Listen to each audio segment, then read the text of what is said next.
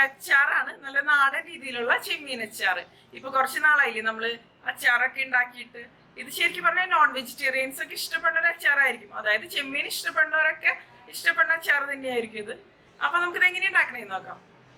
അപ്പൊ നമുക്ക് ചെമ്മീൻ അച്ചാർ ഉണ്ടാക്കാൻ തുടങ്ങിയാലോ. ഞാനിവിടെ 1/2 കിലോ ചെമ്മീനാണ് എടുത്തിരിക്കുന്നത്. ഈ 1/2 കിലോ എന്ന് പറയുന്ന അളവ് ക്ലീൻ ചെയ്തെടുത്തതിന് ശേഷമുള്ളതാണ് കേട്ടോ. ചെമ്മീൻ്റെ തൊലിയൊക്കെ കളഞ്ഞെടുത്തതിന് ശേഷം ഇതിൻ്റെ വെയിനൊക്കെ കളഞ്ഞെടുത്തിട്ടുണ്ട്. ചെമ്മീൻ വൃത്തിയാക്കുന്ന വീഡിയോ ഞാൻ ഇതിനു മുമ്പ് ചെമ്മീൻ റോസ്റ്റൊക്കെ ചെയ്തപ്പോൾ കാണിച്ചിട്ടുണ്ട്. അപ്പോൾ ആർക്കെങ്കിലും കാണണമെന്നുണ്ടെങ്കിൽ അതിൽ നോക്കിയാൽ മതി. ഇതിൻ്റെ വെയിനില്ലേ ഈ ഒരു ഭാഗത്തുള്ളത്, അതെന്തായാലും കളഞ്ഞെടുക്കുക.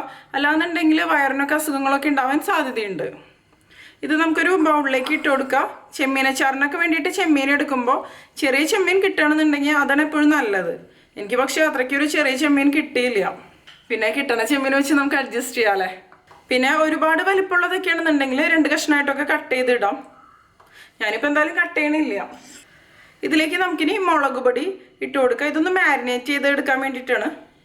ഞാനിപ്പോൾ ഒരു 1.5 ടീസ്പൂൺ മുളക് പൊടിയാണ് ഇട്ട് കൊടുത്തത്. പിന്നെ നമുക്കൊരു 1/4 ടീസ്പൂൺ മഞ്ഞൾപ്പൊടി ഇട്ട് കൊടുക്കാം. ഇനി ആവശ്യത്തിന് ഉപ്പിട്ട് കൊടുക്കാം. ഇനി നമുക്കിത് കൈവച്ച് തന്നെ നന്നായിട്ട് മിക്സ് ചെയ്തെടുക്കാം.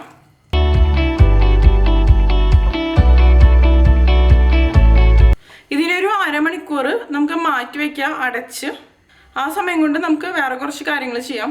പിന്നെ ഞാൻ ഇതിന് വേണ്ടിയിട്ട് എടുത്തിരിക്കുന്നത് 1/2 കപ്പ് വെളുത്തുള്ളിയാണ്. ഇതിലിപ്പോൾ ചെറുതും വലുതൊക്കെ ഉണ്ട്. ഇതുപോലുള്ള 3 എണ്ണം ആണ് ഞാൻ എടുത്തിരിക്കുന്നത്. ഇപ്പോൾ അളവ് പറയണമെന്നുണ്ടെങ്കിൽ ഒരു 25 വലിയ വെളുത്തുള്ളി എടുത്താൽ മതി. പിന്നെ ഇഞ്ചി എടുക്കുമ്പോൾ ഒരു വലിയ കഷ്ണം എടുക്കുക. ഇതിപ്പോൾ ചെറിയ കഷ്ണങ്ങളാണ്, നാടൻ ഇഞ്ചിയാണ്, അത് കാരണമാണ് ഇതുപോലെ ഇരിക്കുന്നത്. പിന്നെ ഒരു 4-5 പച്ചമുളക്, പിന്നെ ഒരു 5-6 തണ്ട് കറിവേപ്പില. ഇതൊക്കെ ഒന്ന് നമുക്ക് കട്ട് ചെയ്തെടുക്കണം. വെളുത്തുള്ളി വലുതായിട്ട് കിടക്കുന്നത് മാത്രം, നല്ല വലുത് മാത്രമാണ് ഞാൻ കട്ട് ചെയ്തെടുക്കണുള്ളൂ. പിന്നെ ഇഞ്ചി ചെറിയ കഷ്ണങ്ങളായിട്ട് മുറിച്ചെടുക്കുക, പച്ചമുളകും കട്ട് ചെയ്തെടുക്കാം. ഇപ്പോൾ ഞാൻ ഇഞ്ചി, വെളുത്തുള്ളി, പച്ചമുളകൊക്കെ കട്ട് ചെയ്തെടുത്തിട്ടുണ്ട്. ഇനി നമുക്കിത് ഉണ്ടാക്കാൻ തുടങ്ങാം. ഇപ്പോൾ ചെമ്മീൻ മാരിനേറ്റ് ചെയ്ത് വെച്ചിട്ട് അരമണിക്കൂർ കഴിഞ്ഞു. നമുക്കിനി ഇതൊന്ന് വറുത്തെടുക്കാം. ഞാനിവിടെ ഒരു പാൻ എടുത്തിട്ടുണ്ട്. ഇത് നന്നായിട്ടൊന്ന് ചൂടായിട്ട് വരട്ടെ. നമുക്കിനി ഇതിലേക്ക് വെളിച്ചെണ്ണ ഒഴിച്ച് കൊടുക്കാം ഫ്രൈ ചെയ്യാൻ ആവശ്യത്തിന്.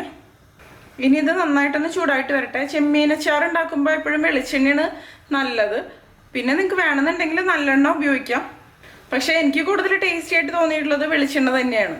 നമ്മൾ പിന്നെ നല്ലെണ്ണയൊക്കെ ഉപയോഗിക്കുന്നത് എന്തിനാന്ന് വെച്ചാൽ കൂടുതൽ നാൾ കേട് കൂടാതെ ഇരിക്കാൻ വേണ്ടിയിട്ടാണ്. അതിപ്പോൾ ഏതച്ചാറാണെങ്കിലും അതിന് വേണ്ടിയിട്ടാണ് നമ്മൾ നല്ലെണ്ണ ഉപയോഗിക്കുക. വെളിച്ചെണ്ണ സാധാരണ ഉപയോഗിക്കുമ്പോൾ പെട്ടെന്ന് തന്നെ കേടായിപ്പോവും. പക്ഷേ ഇതിപ്പോൾ ഞാൻ ചെറിയൊരു അളവ് തന്നെയാണ് ചെയ്യണത്. അപ്പോൾ പിന്നെ കേടാവുന്ന പ്രശ്നമൊന്നുമില്ല. ഇപ്പോൾ എണ്ണ നന്നായിട്ട് ചൂടായിട്ട് വന്നിട്ടുണ്ട്. നമുക്കിനി ഇതിലേക്ക് ചെമ്മീൻ ഇട്ട് കൊടുക്കാം.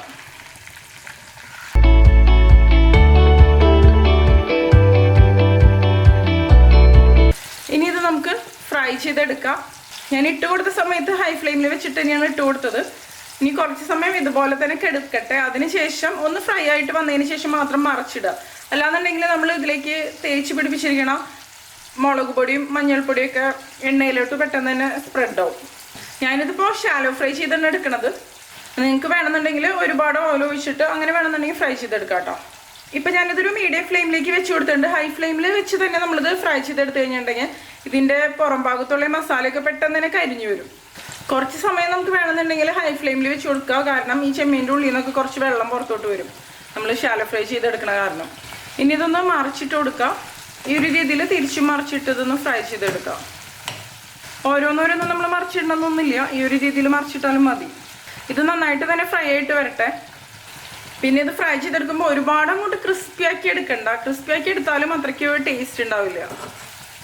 പക്ഷേ നന്നായിട്ട് തന്നെ ഫ്രൈ ആയിട്ട് വരണം. അല്ലാന്നുണ്ടെങ്കിൽ ചെമ്മീനച്ചാറ് കേടുകൂടാതെ നമുക്ക് സൂക്ഷിച്ചു വയ്ക്കാൻ പറ്റില്ല. പെട്ടെന്ന് തന്നെ കേടായിപ്പോവും. ഇപ്പം കണ്ടില്ലേ, ചെമ്മീനൊക്കെ നന്നായിട്ട് തന്നെ ഫ്രൈ ആയിട്ട് വന്നിട്ടുണ്ട്. ഇത് മതി. ഞാൻ നേരത്തെ പറഞ്ഞല്ലോ, ഒരുപാട് അങ്ങോട്ട് ക്രിസ്പി ആക്കാൻ നിൽക്കണ്ട.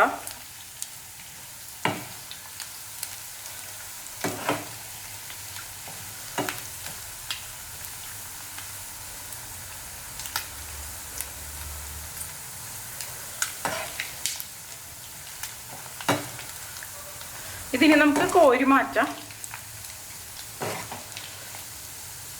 ഇനി ബാക്കിയുള്ള ചെമ്മീനും നമുക്ക് ഇതുപോലെ തന്നെ ഫ്രൈ ചെയ്തെടുക്കാം. ഇപ്പം ഇത് നന്നായിട്ട് തന്നെ ഫ്രൈ ആയിട്ട് വന്നിട്ടുണ്ട്. നമുക്കിനി ഇത് കോരി മാറ്റാം. ഇപ്പം നമ്മുടെ ചെമ്മീൻ ഫ്രൈ റെഡി ആയിട്ടുണ്ട്. ഞാനിവിടെ വേറൊരു കടായി എടുത്തിട്ടുണ്ട്.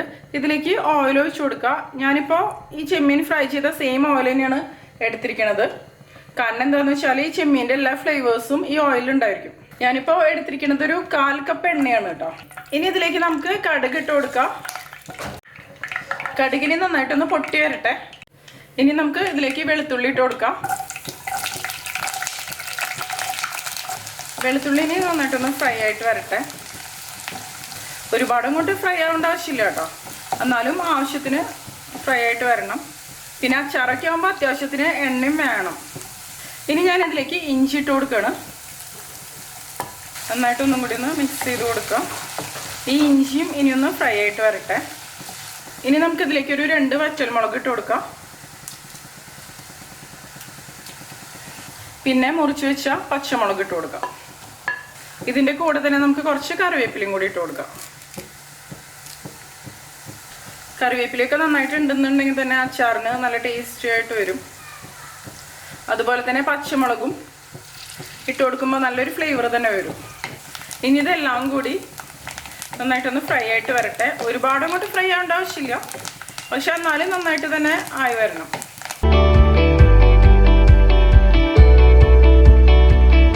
ഇപ്പം ഇതെല്ലാം ആവശ്യത്തിന് തന്നെ വഴന്ന് വന്നിട്ടുണ്ട്. ഇത് മതി. ഇനി നമുക്ക് ഇതിലേക്ക് മുളക് പൊടി ചേർത്ത് കൊടുക്കാം. ഞാനിപ്പോൾ എടുക്കുന്നത് കാശ്മീരി മുളക് പൊടിയാണ്. ഇപ്പോൾ നല്ല എരിവുള്ള മുളക് പൊടിയാണെന്നുണ്ടെങ്കിൽ അതിനനുസരിച്ച് നമ്മൾ ചേർത്ത് കൊടുക്കാം കേട്ടോ. 2 ടേബിൾ സ്പൂൺ ഇട്ട് കൊടുത്തിട്ടുണ്ട്. നന്നായിട്ടൊന്ന് മിക്സ് ചെയ്ത് കൊടുക്കാം. 1 ടേബിൾ സ്പൂണും കൂടി ഞാനിതിലേക്ക് ഇട്ട് കൊടുത്തിട്ടുണ്ട്.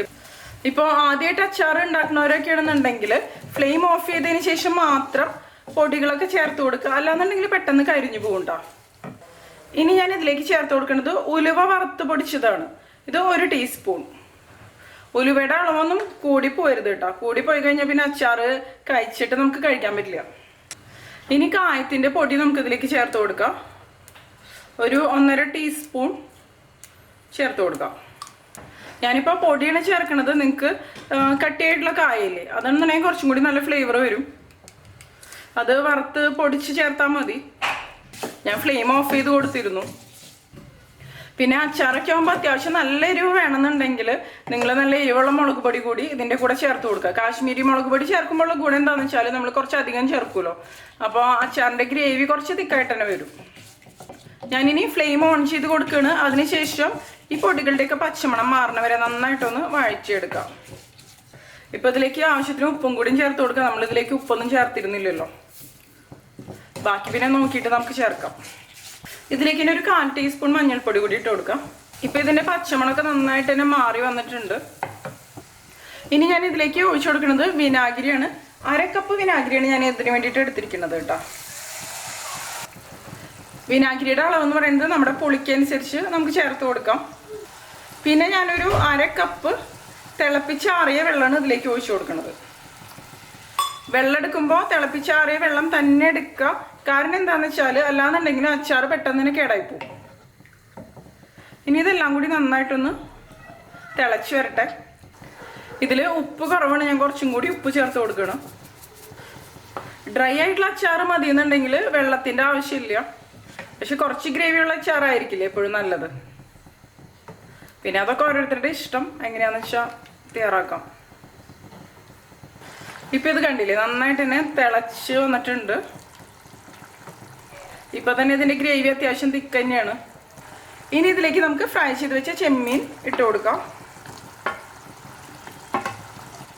അതിനുശേഷം നന്നായിട്ട് അങ്ങോട്ട് മിക്സ് ചെയ്ത് കൊടുക്കാം. ഗ്രേവി കണ്ടില്ലേ, ഇപ്പം തന്നെ അത്യാവശ്യം നല്ല തിക്കാണ്. ഇത് തണുത്ത് വരുമ്പോൾ നല്ല തിക്കായിട്ട് വരും. നമ്മൾ ഇതിനേക്കാളും കട്ടിയായിട്ട് എടുത്ത് കഴിഞ്ഞിട്ടുണ്ടെങ്കിൽ തണുത്ത് കഴിയുമ്പോൾ ഇത് ഭയങ്കരമായിട്ട് ഡ്രൈ ആയിട്ട് മാറും, തീരെ ഗ്രേവി ഉണ്ടാവില്ല. ഇപ്പം ഇത് നമ്മൾ ടേസ്റ്റ് ചെയ്ത് നോക്കുമ്പോൾ ഉപ്പും പുളിയും എരിവൊക്കെ കുറച്ച് മുന്നിട്ട് നിൽക്കണം.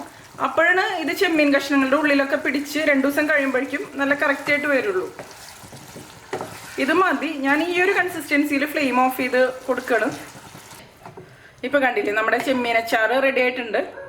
ഞാനിത് ടേസ്റ്റ് ചെയ്ത് നോക്കി, പക്ഷെ അച്ചാർ നമ്മൾ ഉണ്ടാക്കി അപ്പം തന്നെ ടേസ്റ്റ് ചെയ്ത് നോക്കിക്കഴിഞ്ഞാൽ ഒന്നും നമുക്ക് പറയാൻ പറ്റില്ല. കാരണം ടേസ്റ്റുകളൊക്കെ കുറച്ച് മുന്നിട്ട് നിൽക്കുമായിരിക്കും. ഇത് ഒരാഴ്ചയൊക്കെ കഴിഞ്ഞിട്ട് കഴിക്കണതായിരിക്കും കൂടുതൽ നല്ലത്. അല്ലാന്നുണ്ടെങ്കിൽ മിനിമം ഒരു 2 ദിവസമെങ്കിലും കഴിഞ്ഞിട്ട് കഴിക്കുക. അപ്പോഴായിരിക്കും പെർഫെക്റ്റ് ആയിട്ടുള്ളൊരു ടേസ്റ്റ് കിട്ടുള്ളൂ. ഇപ്പോൾ കണ്ടില്ലേ നമ്മുടെ ചെമ്മീനച്ചാറ് റെഡി ആയിട്ടുണ്ട്. അപ്പോൾ എല്ലാവരും ട്രൈ ചെയ്ത് നോക്കിയിട്ട് നിങ്ങളുടെ എക്സ്പീരിയൻസ് ഷെയർ ചെയ്തോളൂ കേട്ടോ.